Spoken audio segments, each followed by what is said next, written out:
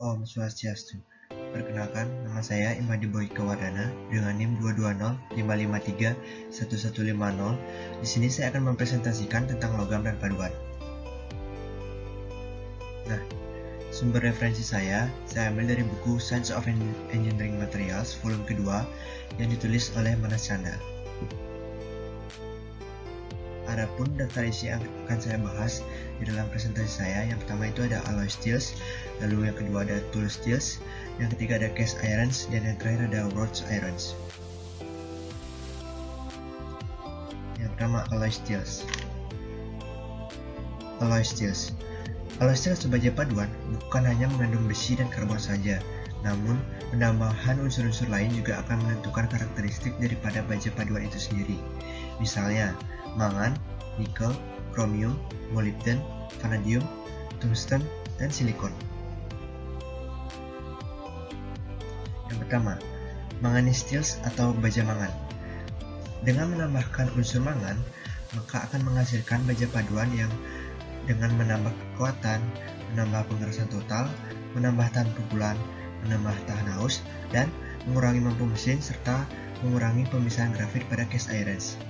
Adapun beberapa pengaplikasian dari baja paduan dengan unsur mangan, yaitu rel kereta dan bucket untuk ekskavator.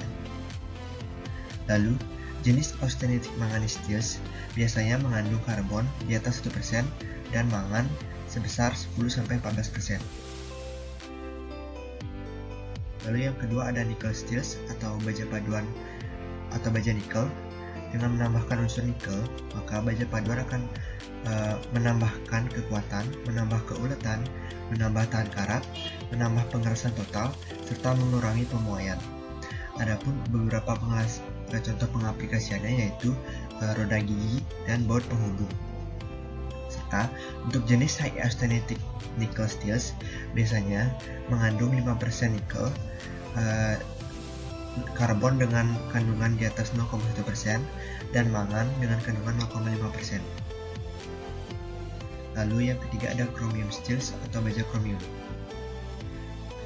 Nah, dengan menambahkan unsur chromium maka akan menghasilkan atau menambahkan kekerasan, menambah tahan panas, menambah kekuatan, menambah tahan haus, menambah tahan karat, serta mengurangi elastisitas.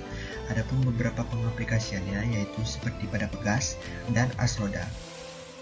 Serta untuk jenis high carbon steels biasanya mengandung kromium sebesar 1,5% dan 1% karbon. Yang keempat ada molybden steels atau baja paduan molybden.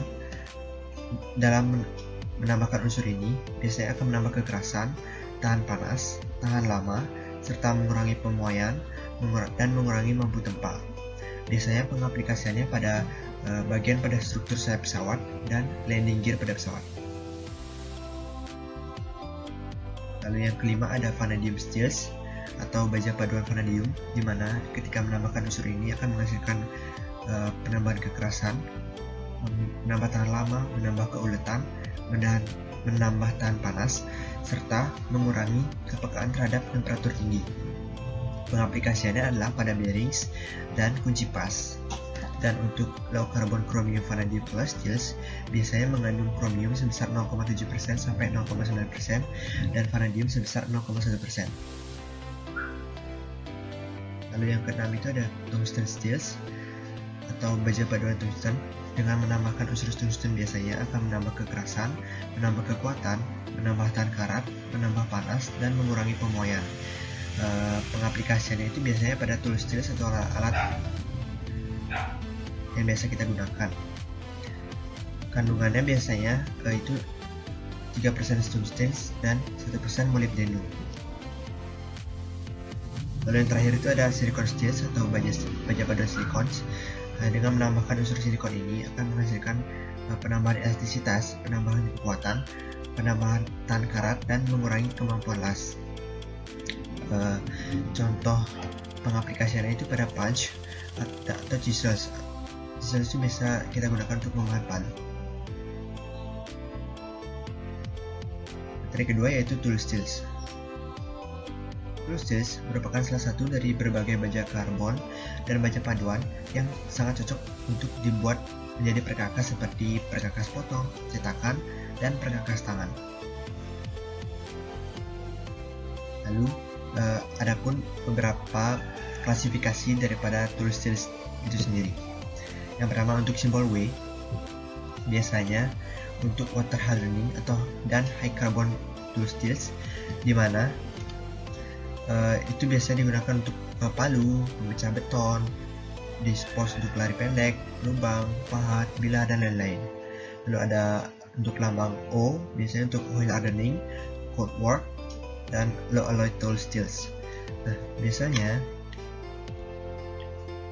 digunakan untuk keran, cetakan ulir padat, cetakan gambar ke kabel, batang, dan tabung, serta blanking.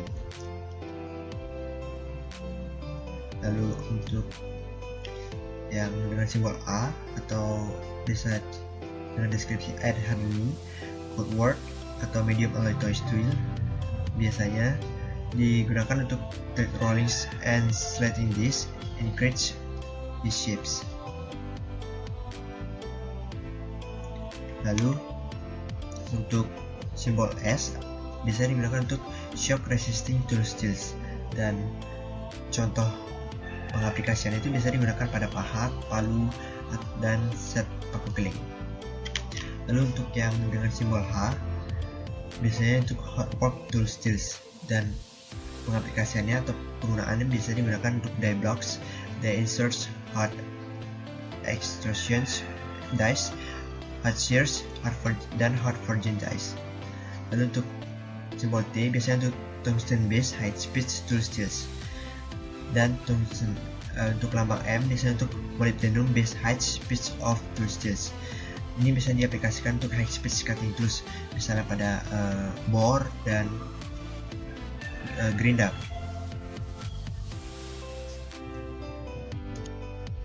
Lalu ke materi ketiga yaitu cast irons. Definisinya, besi cor atau cast iron pada dasarnya adalah paduan dari besi dan karbon yang mengandung antara 2 sampai 6,67% karbon. Casting adalah salah satu proses yang sesuai untuk membentuk paduan ini. Nah, jenis utama dari besi cor itu diantaranya biasanya ada grey cast iron, yang kedua ada nodular cast iron, yang ketiga ada white cast iron, yang keempat ada malleable cast irons, dan yang terakhir ada alloy cast irons. Yang pertama itu ada grey cast irons. Nah, grey cast iron ini adalah tipe yang paling umum dari besi cor, yang mana mengandung 2,5% sampai 4% karbon dan 1-3% silikon. Kelebihannya itu di antara lain adalah biaya murah dan mudah dituang dalam jumlah besar. Pengaplikasiannya itu biasanya pada manifold dan disc brakes rotor. Lalu yang kedua itu ada nodular cast iron, di mana besi tuang nodular memiliki bentuk grafit yang bulat. Hal ini karena penambahan magnesium dan cerium pada besi tuang dalam keadaan cair menyebabkan grafit menjadi bulat atau nodularisasi. Kelebihannya itu yang pertama grafitnya bulat, yang kedua memiliki kekuatan, keuletan, dan ketangguhan lebih baik daripada grey cast iron sebelumnya. Nah, pengaplikasiannya itu biasanya pada disc plus atau kampas kopi. Ketiga itu ada white cast iron. White cast iron memiliki bidang pertahanan yang berwarna putih karena mengandung sejumlah besar cemented dengan kandungan karbon lebih dari 1,7%.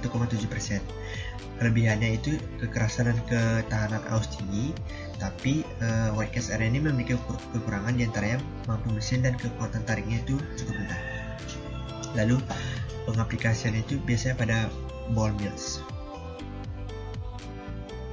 Yang keempat itu ada malleable cast irons, di mana malleable cast iron dicor sebagai besi putih, lalu strukturnya menjadi karbida mesta stabil dalam matriks perlit melalui perlakuan panas anil atau melalui heat treatment anil. Struktur rapuh sebagai cetakan pertama diubah menjadi bentuk yang dapat ditebal. Nah, malleable cast iron memiliki kelebihan memiliki ductilitas yang jauh lebih baik. Pengaplikasian itu biasanya pada manhole atau penutup gorong-gorong ya, penutup selokan.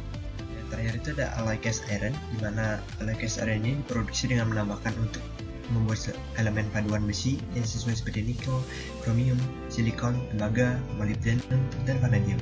serta alloy cast iron ini memiliki kelebihan yaitu tahan terhadap korosi, panas, dan aus. Lalu materi terakhir atau subbab terakhir itu wrought irons. Nah, definisinya, wrought irons pada dasarnya adalah bahan komposit yang terdiri dari besi dan slag dengan kemurnian tinggi. Kandungan karbon besi umumnya di bawah 0,08%, kandungan mangan di bawah 0,06%, sedangkan kadar terak biasanya bervariasi antara 1-3%.